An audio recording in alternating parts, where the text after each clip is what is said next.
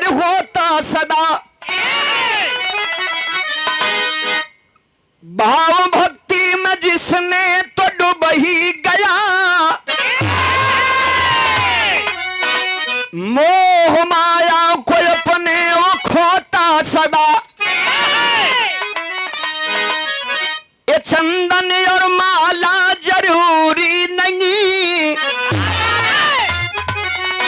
चाहे तड़के लगाओ तो गोता सदा।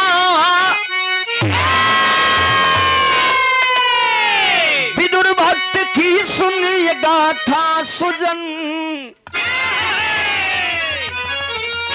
जो कि अपनी गरीबी पर रोता सदा।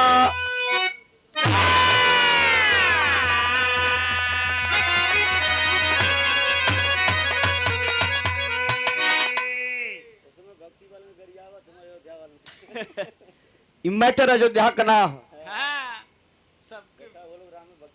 जे जैसन करी ओके वैसन मिली। बड़ी धर्मधारी धरती है, सबके यही जन कुल भोग के जाए के है।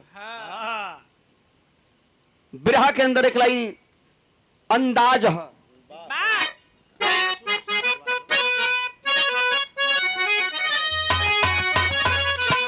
वो तर्ज है कि दिल रुबा, कि दिल रुबा है दिल्ली की, अरे प्यार का तकाजा है।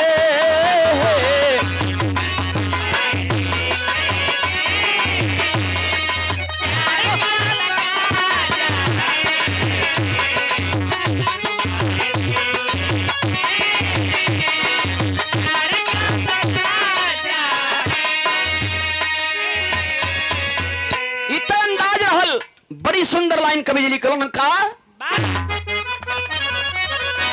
तेरे जग में, कि जग में गरीबों को, कि जग में गरीबों को, अरे कहीं ना ठिकाना है।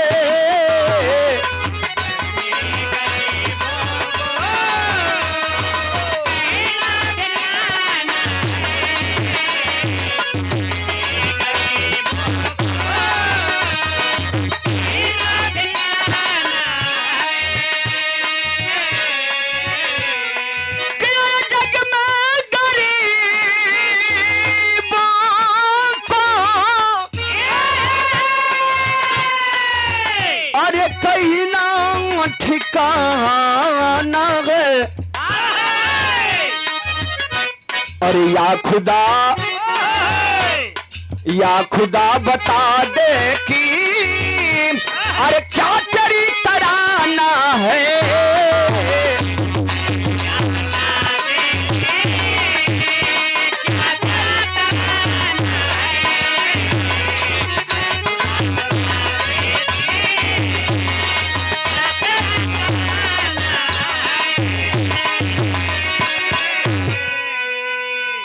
यही से बिरहा की कहानी की शुरुआत बा।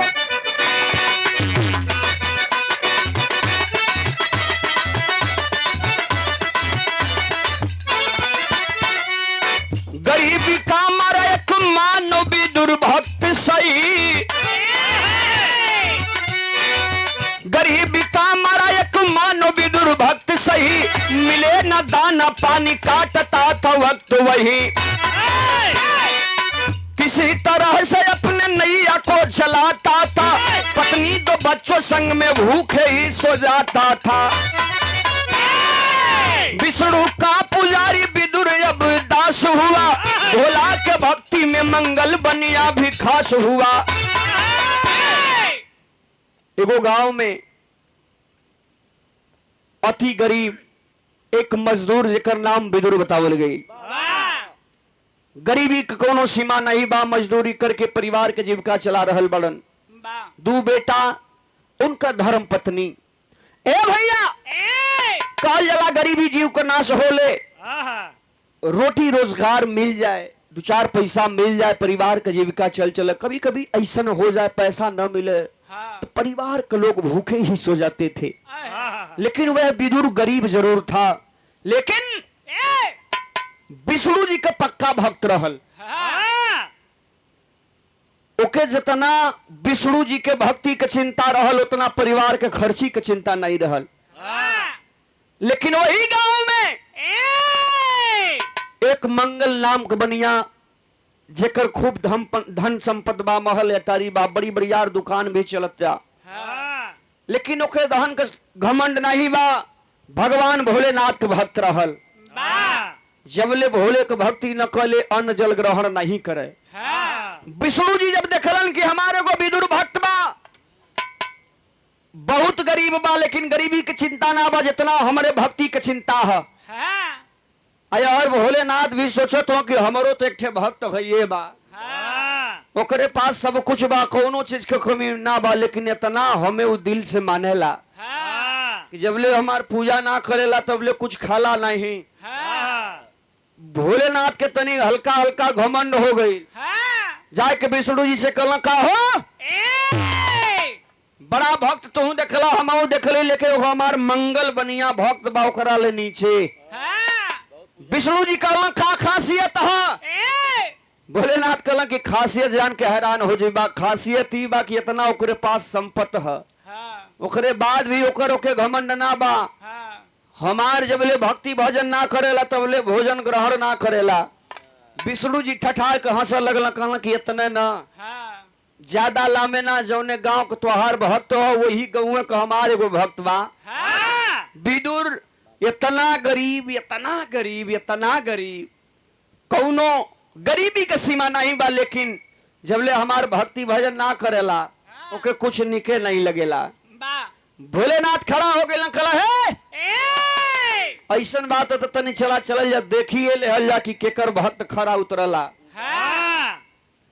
भगवान भोलेनाथ और विष्णु जी साधु का रूप बना के चलन भक्तन का परीक्षा लेवे बदे।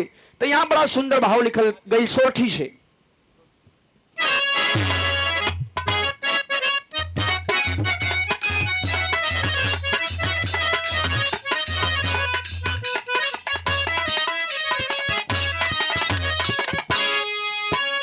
चलन हा साधु जी का रूपवा बनवल, देवा ज्ञानिया बनवल, देवा ज्ञानिया हो, रूमत झुमत रे जोगिया सालन हो रा।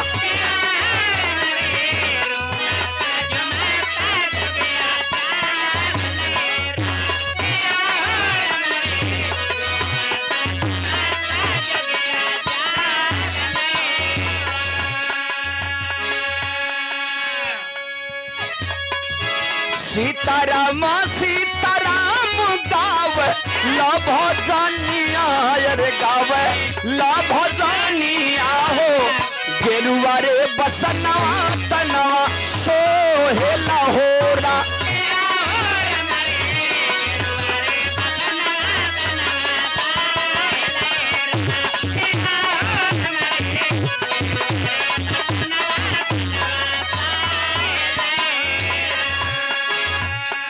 रवा गिराय ओही बनिया के महालिया रे, बनिया के महालिया हो, सुनत बचाना मंगल आवेला होरा।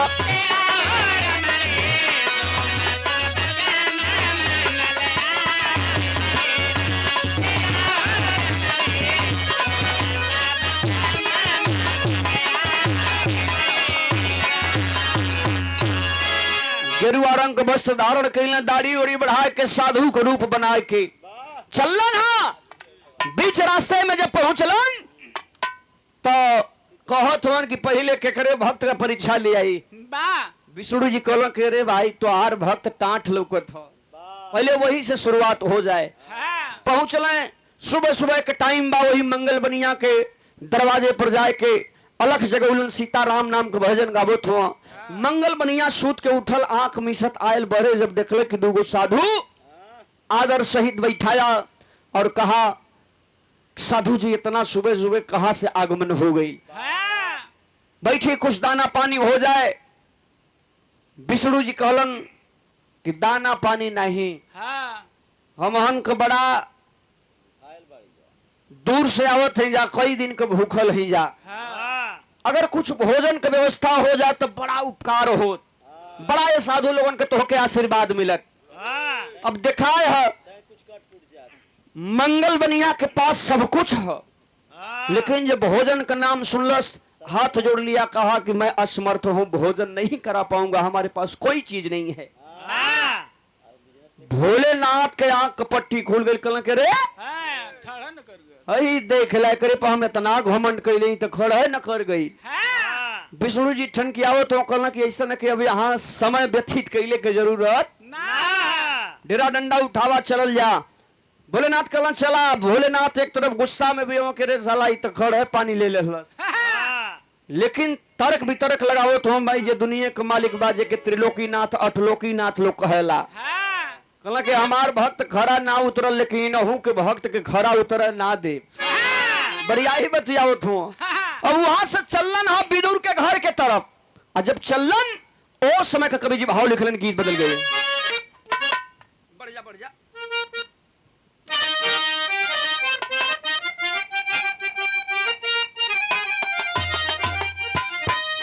ओहे तर्ज हम किरयादी का समाद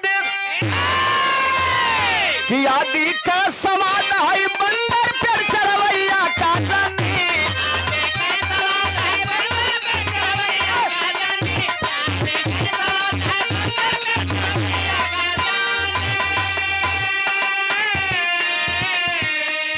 इतना तर्ज है, लेकिन वो मंगल बनिया के घर से साधु रूपी भगवान भोलेनाथ विष्णु जी चलन है। तब कि गांव में भजन निराला, गांव में भजन निराला, अलग जगह में न्यारी साधु जी।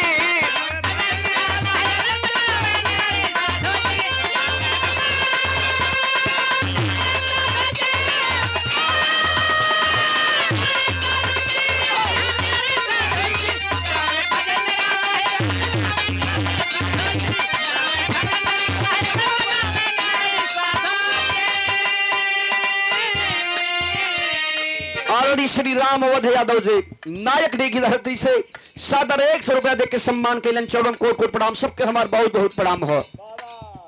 सीताराम नाम का भजन गावत चलन है। तब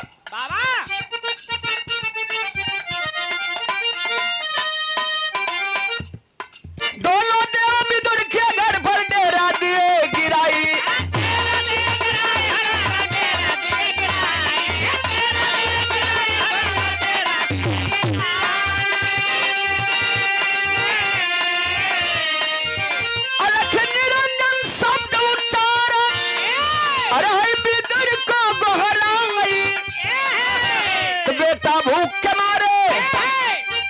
बेटा भूख के मारे तप रही तंसारी साधु की।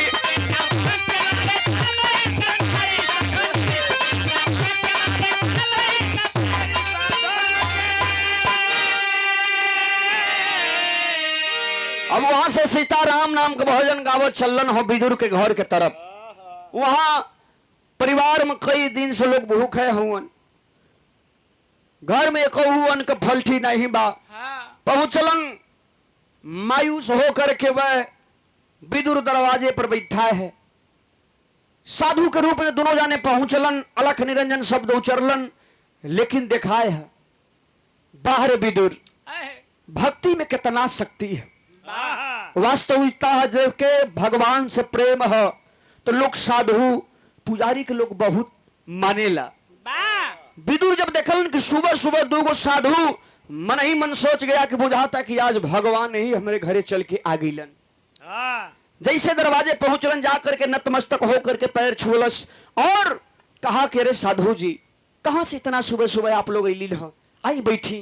बैठलन, कलन कुछ पानी की व्यवस्था हो जाए। तबले भोलेनाथ बोल पड़लन, कलन कि बेटा पानी ना अगर सेवा कई चाहत हुआ तो कई रोज से हमन के भूखल नहीं जा, दुकवर भोजन करा देता बड़ा पुण्य होई। ए भैया घर में कहूं अन्न का फलठी नहीं बा, लेकिन बैठाया, कहा कि जरूर हम भोजन कराएंगे। बैठा देहलस, मन ही मन सोचता तेरी से भाव लग गई मास्टर।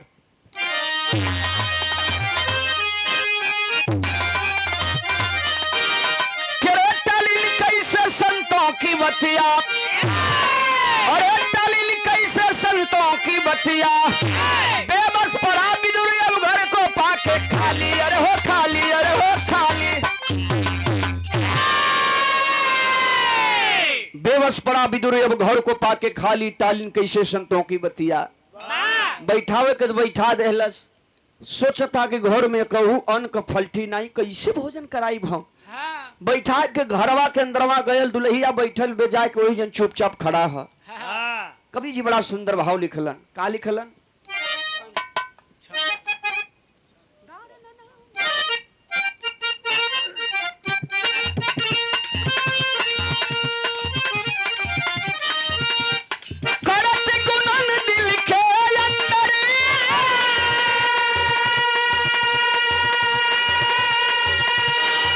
घर के भीतर बुझाई हो,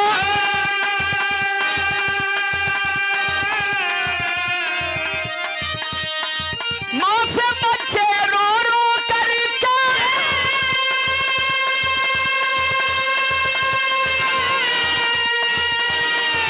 रोटी की टेक लगाई,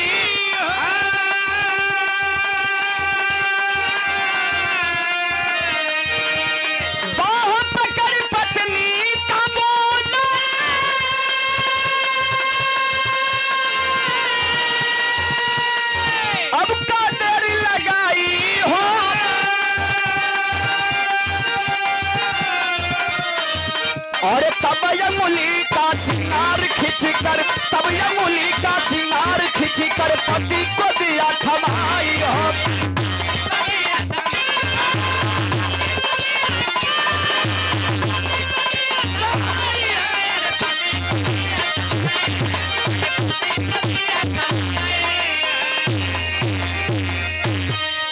घरवा में जल गयल कुछ कहल चाहता, वह लइकवा 2 दिन से भूखल हो रोवत हुन कि कुछ मम्मी हमको खिला दो। जाए के खड़ा बा, कहता कि आखिर हम तो बैठा देली, अगर भोजन न कराई तो बहुत बड़ा अपमान होई। ए बाबू, लेकिन बारे वह औरत, यही बदे कहल जाला कि अगर लायक औरत मिल जाई तो घर के बसा दे।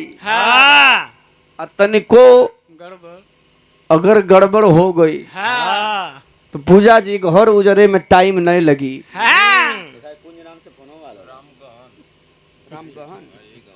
राम गहन यादव जी, आपकी ओर से 100 रुपया का पुरस्कार प्रदान भइल, बहुत बहुत प्रणाम। बारे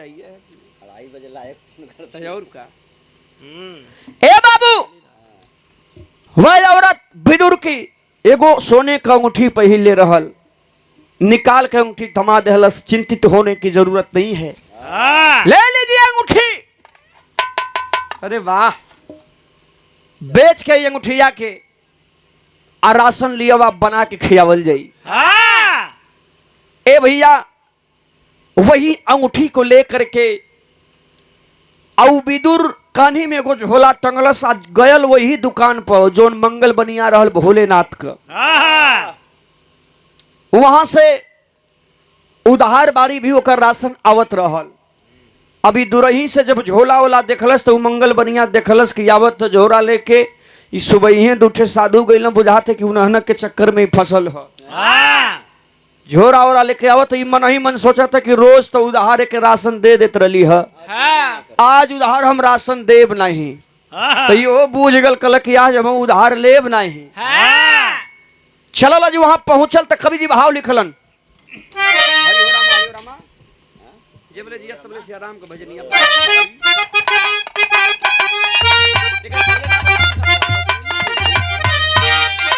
जैसन भाव वैसन तर्ज, कर राम का भजनिया हो, कर राम का भजनिया, और जबल जिया तबल सिया, राम का भजनिया।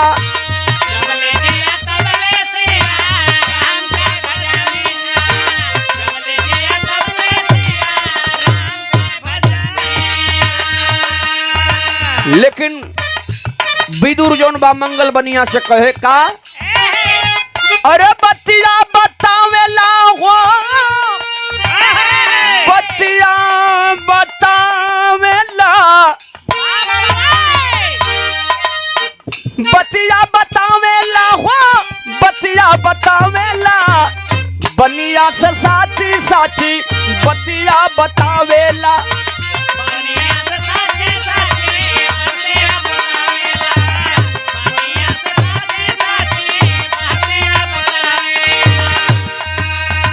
नारी के मुंह नरिया को बेचे हैं विदुर जी हो,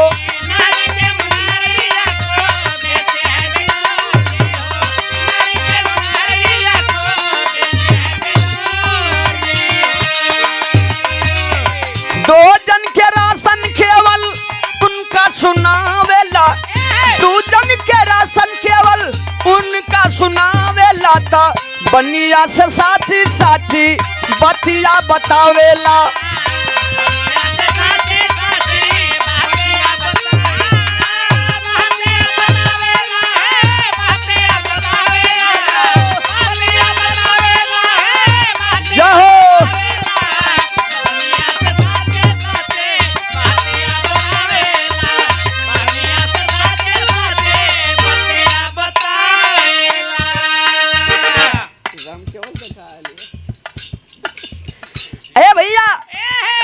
ले जाके मुनरी देहलस कलश के, मंगल आज हमके उधार राशन नहीं चाहिए। जब सोने का अंगूठी मंगल देखलस, कहलस के विदुर आज तो के जितना राशन चाहे तू उठा के ले जा।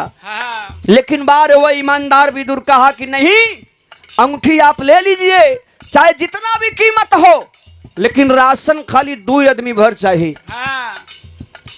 2 जाने का राशन लेके वहां से चलल। इधर दरवाजे पर साधु के रूप में बैठल हुए ब्रह्मा और सॉरी विष्णु जी और भोलेनाथ। लेके घर में पहुंचल, जाके अपने औरत से आएगो बात कहता मास्टर, पहपट से भाव लग गई।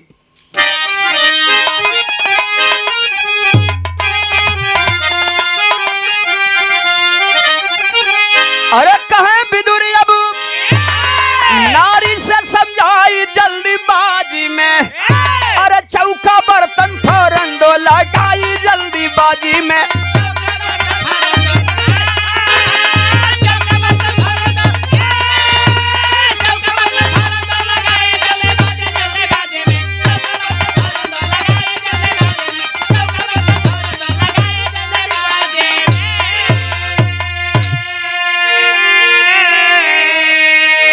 आंगन बीच में लीप पोत करे चौका गल पुराई हो, अरे के ऊपर बटुली में अरे दलिया दिए चढ़ाई हो, रखता बटुली लड़के की हुई सफाई जल्दीबाजी में, अग्री है नारी तुरंत पछाड़ा खाई जल्दीबाजी में।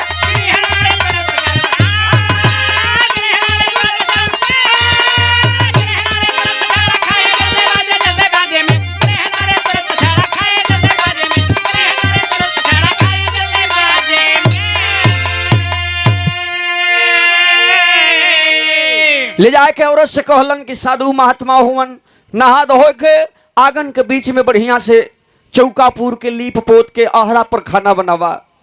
ए भैया, लीप पोत के चौका पूर के आहरा लगाई के जैसे दाल रखलिन ह, लइकवा दोनों खेले गईल हुवन। एगो लइकवा भाग के घर में आयल, मारे खुशी में बाकी आज बुझाता कि बढ़िया भोजन मिली। जैसे आयल इधर भोलेनाथ लगल हुन कि हमार भक्त परीक्षा में फेल हो गई, इनहू के भक्त के फेल करे के हो, अपन गणित लगा देहलन। लइकवा आयल मारे खुशी में बाहो भैया कि आज बड़े दिन के बाद बुझाता कि साधु लोगों के ही सहारे बढ़िया भोजन मिली। जैसे अंगनवा में पहुंचल, गिरल और तुरंत ये दुनिया के अलविदा कह गई। औरत जब देखलस कि हमार बेटा एगो दुनिया में नहीं रहल, अब के खाना कहाँ निक लगत बा। ए बाबू बेहोश होकर के मूर्छित हो के गिर पड़लीन ह। एक के जब देखलन विदुर जी जा करके सांत्वना देते हैं, बाबूजी जो होने वाला है वो हो गया, लेकिन महात्मा साधु जो लोग बैठल हुवन पहले भोजन के बंदोबस्त करे के बा। टूटही झोपड़ी बा, लाश के उठा के झोपड़ी में ले जाके रख देहलन। फिर समझा बुझान के औरत खाना बनावे चालू कर देहलस। भोलेनाथ देखलन के रे एगो लड़का भी मर गई लेकिन रे बात भी ना मानत हो। सही पिछड़ी कहत का कि हमरे भक्त का कोनो जवाब नहीं हो। लेकिन बोलो ना कहो तो कि वही तो आधा बाकी है। फिर भोजन बनावे लगलिन। भोलेनाथ अपन जौन है दूसर स्टाइल अपनौलन है, तब आल्हा से भाव लगल।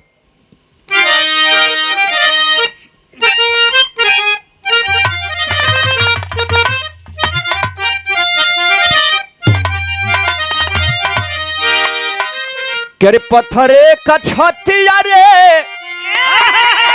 अरे बनवला नर नरिया भैया,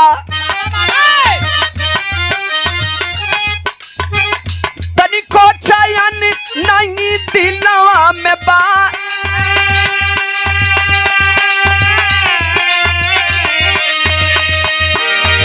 जबकि अधियारिया में पहुंचल बारो सैया बाबू, अगवा के बतिया के सुन बहुत सूझा।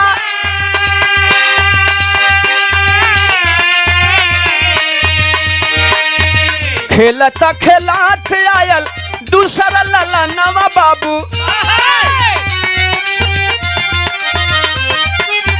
दूसरा ललनवा हो तुरंत मरी जा।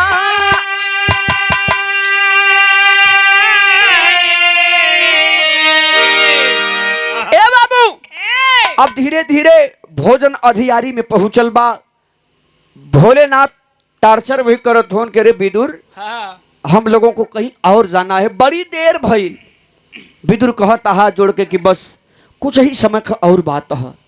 तब तक उहो लड़कवा आयल जैसे घरवा में गिरल भगवान भोलेनाथ के माया से हो बाबू, अंगनवा में गिरल उहो लड़का मर गई।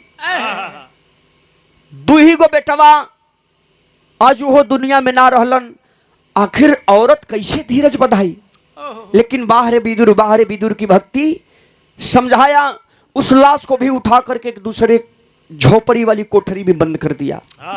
लाख समझाने के बाद कहलस कि जवन होखे के ऊ हो गई, अहोबो वह करी जवन खुदा चाहिए। जवन होखे के हो गई, कौनो तरह से इन्हों लोगों के भोजन करा देल जरूरी है। ए बाबू, फिर विदुर की बात को मान करके वह पत्नी उनकी और भोजन बनाने लगी। भोजन पक के तैयार हो गई। जा करके विदुर जी कहलन कि चली भोजन तैयार हो गई बा, आप लोग चली और चल के भोजन कैली। अब वही तैयारी होता, भोलेनाथ फिर एगो कला कैलन है, कहे के पड़ल।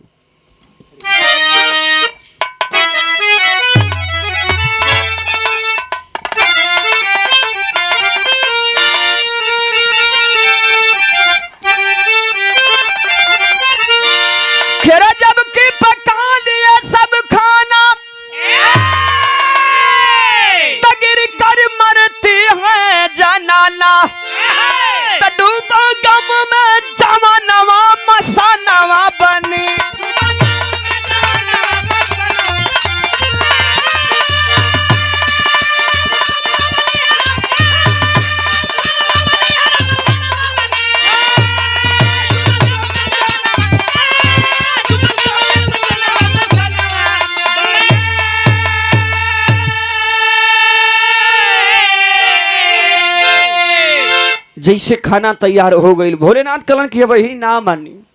ऐसन कला कैलन कि उनकर औरत भी अंगनवे में गिरल, उहो मर गई। विदुर चेहरे पे उदासी जरूर है, आंखों में आंसू जरूर है, लेकिन वह लाश के उठा के कोठरी में रख करके बंद कर दिया और बुलाया, कंबल बिछा करके चलिए आप लोग भोजन कर लीजिए। कंबल पर जाके बैठलन हो। भोलेनाथ के अब चैन कहाँ है। कलन के रे विदुर, तुम्हारे जो छोटे छोटे दो बच्चे थे, तुम्हारी औरत कहाँ गई, बुलाओ, सब लोग साथ में खाना खाएंगे। भूलवावत हो विदुर की, अरे कई दिन से आप लोग भूखा है, आप लोग भोजन के लिए लड़का कहीं खेलत हो यहाँ, कलन नहीं यार बुलाओ न, कलन कि नहीं आप लोग भोजन करिए। तबले भोलेनाथ कलन करे विदुर आई 2-3 ठे जोन झोपड़ी वाली कोठरी लौकत या ताला मरले हुआ का रखले हुआ, ऊपर से तो कुल उबड़े खा बढ़ल के में रखले का हुआ। कलन करे सरकार का ह गरीब के पास जनते हुआ, वही तरह हो कुछ हो नहीं, आप लोग भोजन करी। कलन ना तनी खोला देखल जा कि ये में हो का। दरवाजा जब खुलल तीनों कोठरी में 3 गो लाश, चकित रह गए भगवान भोलेनाथ। विष्णु जी ठठा के हंसलन है। कलन की बाहर है विदुर, पानी तो तूने रख लिया, लेकिन कहे विष्णु जी की विदुर हम तुम्हारे पर इतना खुश हूं, जो वरदान मांगना है मांग सकते हो। विदुर के देखला है लालच नहीं है, कलश की वरदान हम का मांगी, हमके कुछ वरदान ना चाहिए, बस एक ही वरदान चाहिए कि जितना करीब परीक्षा हमारे ले अल्लाह हम तो सफल हो गईली, लेकिन ऐसन परीक्षा प्रभु और केहू से मत लिया, कहें सब एक बराबर नहीं होला। लेकिन विष्णु जी ने बहुत सारा वरदान दिया, उनकी बाग हरी भरी हो गई। बिरहा के लास्ट लाइन लिखे के पड़ल,